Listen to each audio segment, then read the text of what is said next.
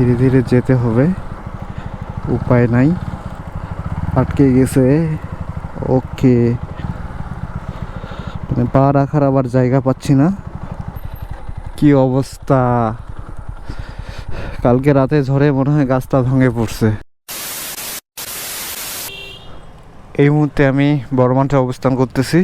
তো এখান থেকে আমাকে একটু চিরিবন্দর যাইতে হবে।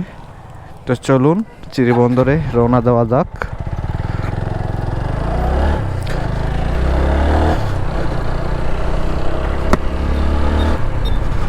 হ্যালো বন্ধুরা, আশা করি আপনারা সকলেই ভালো আছেন। চলে আসলাম মহারাজার মোড়। এখান থেকে সোজা যাব।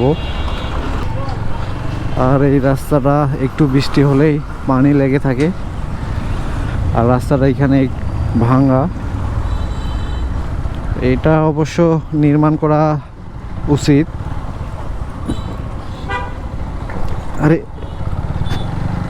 কোথায় যে চাকাটা পড়ে গেছিল, হয়তো ইটের গিঠি টিটি ছিল, তার মধ্যে চাকাটা পড়ে স্কিড করছে। যাই হোক, আমি অবশ্য পড়ি নাই, পাটা নামাই দিচ্ছিলাম, তো পাটা ভিজে গেল।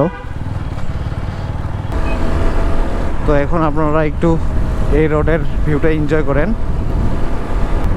এখান থেকে মাদারগঞ্জ পর্যন্ত এই রাস্তাটার ফিনিশিং ভালো না, এইভাবে ঢেউ মারে।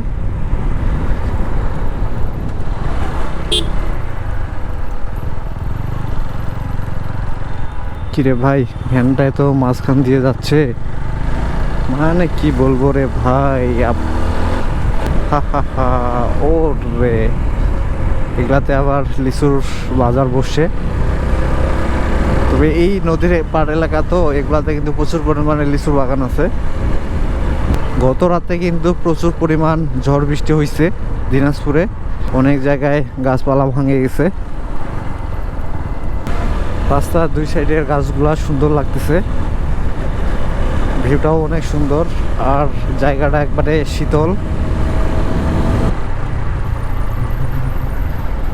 পিছনের ব্রেকটা থেকে আওয়াজ আসতেছে চিচি। এটা মনে হয় ময়লা জমছে, পরিষ্কার করে নিতে হবে। এমন ভাবে ব্রেক দে রে ভাই। আরে কি ভাই রে ভাই, এগুলা দেখলে খুব খারাপ লাগে। এই সাইডে একটা রাস্তা গেছে, আমাকে এটা দিয়ে যেতে হবে। কোথায় আরো সামনে, মনে হয় ওই সামনেরটা। এটা হলো শর্টকাট রাস্তা, এটা দিয়ে কাছে হবে। আমি তো যাওয়া যাবে, দেখি যেতে পারি কিনা। কিন্তু এইখানে যে কাঠগুলা দিয়ে রাখছে, এগুলা অনেক মানে মসৃণ না। সমস্যা তো এইখানে। যা হোক, ধীরে ধীরে যেতে হবে, উপায় নাই।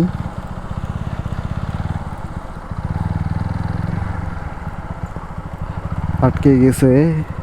ওকে, পায়ে আবার ফাঁকে যদি পা আটকে যায় তাহলে তো আরেক পেরা।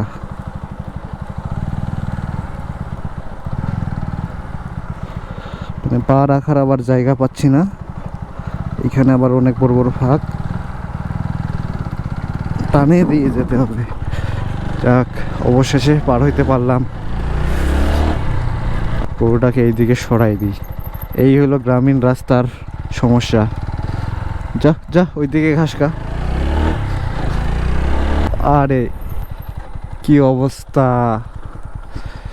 কালকে রাতে ঝড়ে মনে হয় গাছটা ভেঙে পড়ছে।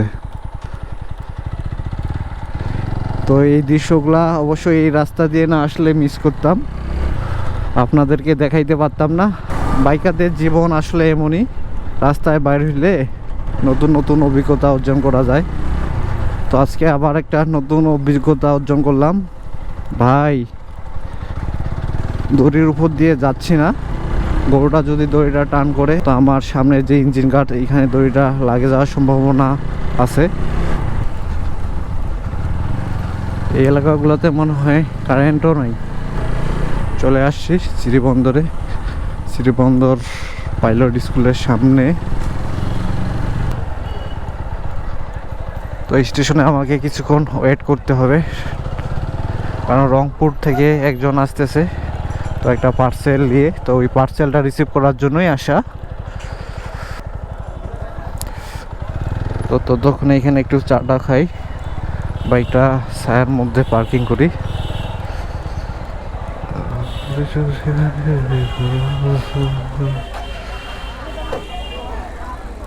এই গাছের নিচে থাক, আবার ডাল ডাল ভাঙে পড়বে নাকি বলা যায় না। 5 minutes later. মূলত এই পার্সেলটা রিসিভ করার জন্যই এখানে আসা, তাছাড়া অন্য আর কোনো কাজ নেই। এখন আবার ব্যাক করতেছি দিনাজপুরে। তো এখন আমি ঘোড়াতলি হয়ে ব্যাক করব। তো জ্যামের মধ্যে পড়ে গেছি।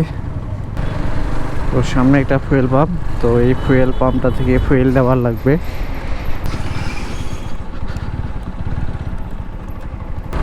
তো ফুয়েল নিয়ে নিলাম, এখন ঘোড়াতলি হয়ে যাচ্ছি দিনাজপুরে। ইতিমধ্যে চলে আসলাম কারেন্টহাট ব্রিজ। তো আসার সময় যেহেতু এই রাস্তার ভিউটা দেখাইছি, এখন আর দেখাচ্ছি না। ভিডিওটি এখানে শেষ করে দিচ্ছি। টাটা।